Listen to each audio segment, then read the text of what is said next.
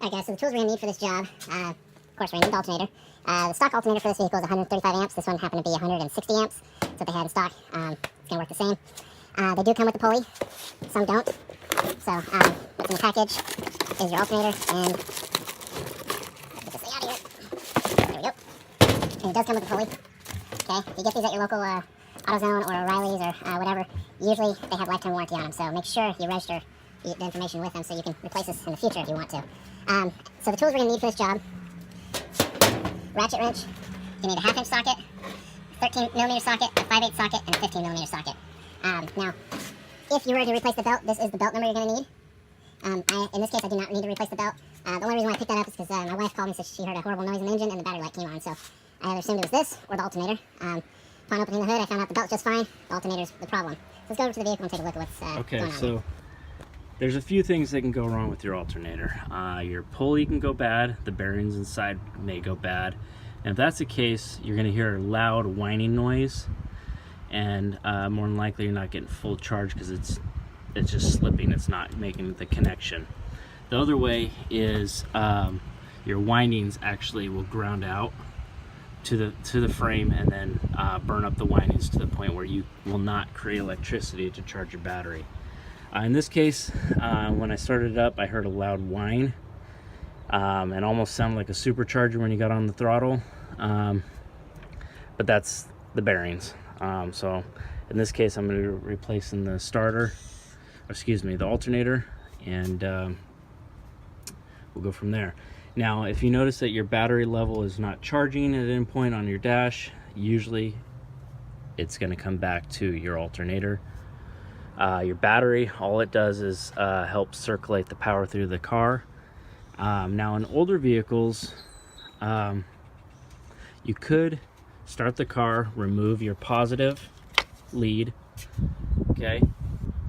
And if the car continued to run, that would mean that your alternator is still good. If it would stall out, that means your alternator is not putting enough power to run your engine, okay?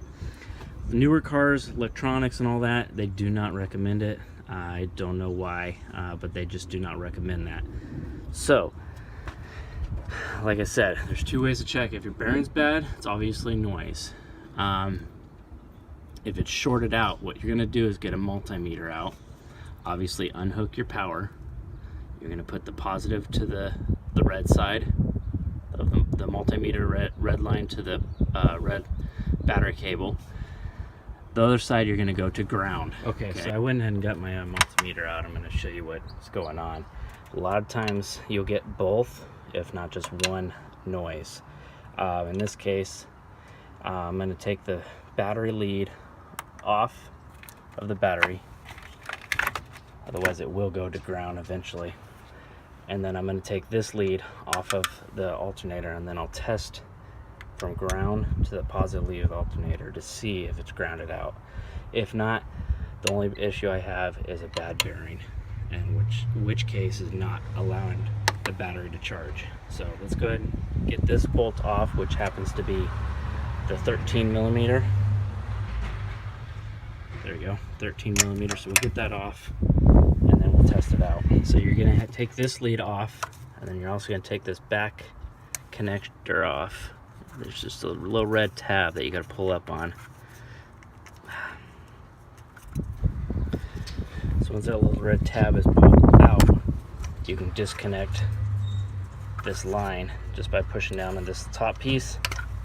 There's your alternator is now disconnected.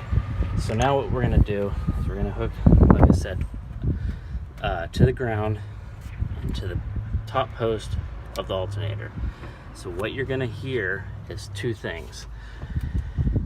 If this says OL, that means you have a bad alternator. If there's power ohms like this, that means the alternator is good. In this case, I have it on the ohm reading with the noise, and you would hear a tone if it was grounded out. In this case, it is not grounded out. So what I have going on is a bad bearing, which is not allowing it to charge the motor. So that being said, now we're going to continue to pull the rest of the bolts off. First you got to go down to this pulley. That's a 1/2 inch actually, excuse me. That's the, I believe the 15 millimeter. Yeah, that's the 15 millimeter down there. Okay. What you're going to do is just going to put it on with the wrench, and I'll show you in a minute, and pry the wrench down, which will lift this up to allow you to get the belt off. Okay. Once you have that off, you then will remove the rest of the bolts on the alternator. You have one that goes all the way through here, one here, and one just behind the belt. It's a little hard to see right now. Okay. This one's 1/2 inch. Okay. And then these are 5/8, these last two ones. Okay. 5/8. So what we're going to do is go ahead and remove my meter, and then we're going to remove the belt. So let me show you what's going to happen if this thing does ground out, so you actually can get an idea. So if this thing were grounded out to the frame, you'd hear that, and very low, if not zero there, numbers. Okay, you saw before it was over, I think 600, I can't remember now. Here, let's put it back on. It was 450 ohms. But if you go to the frame, you will hear that tone and 0 ohms. Okay, so that's what you would be looking for if you have a bad alternator as far as electrical goes on it. All right, so you're going to go and put your wrench on here, just push down, you'll see the slack on the belt, and then you can pull the belt off.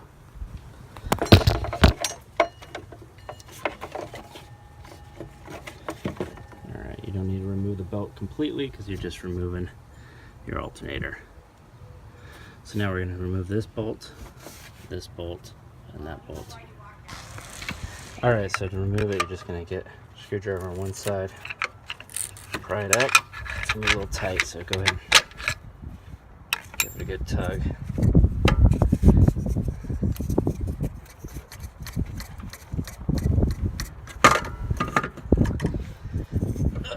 Alright, so now that we have it removed, we're going to compare the two. Make sure this opening is the same on both of them. Make sure the connections are in the same spot. Make sure you have this back connection. Okay? And you also want to make sure you have this other connection. And this bolt lines up on both sides. Okay? Looks to me like everything's good, so we're just going to go ahead and take this new one and drop it in place. Okay? It's going to go in the same way you pulled it out. You just got to put this in first, push it down, and then slide this in down. Okay? And then you probably put this bolt in first, this bolt, and then this one back here. Okay, so let's go ahead and drop it into the car. Okay, so let's go ahead and put the new one in. Goes in a lot easier than it came out. Put this bolt through to get it lined up first. Get this one lined up, and then put this one in.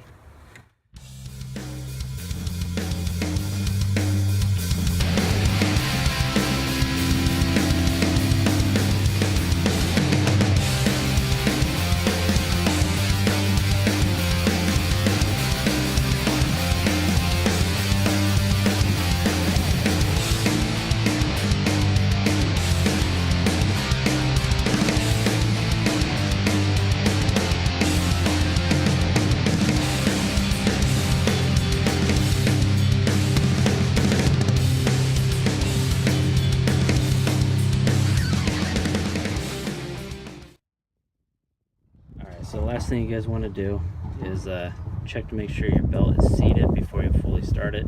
All you want to do is just turn the key just a little bit and get everything to turn just a little bit. Once it's seated, then you can start it up, and then everything should be good again. In my case, I had a really loud whine in the alternator. That whine is completely gone, so I fixed my problem. Anyways, thanks guys for watching.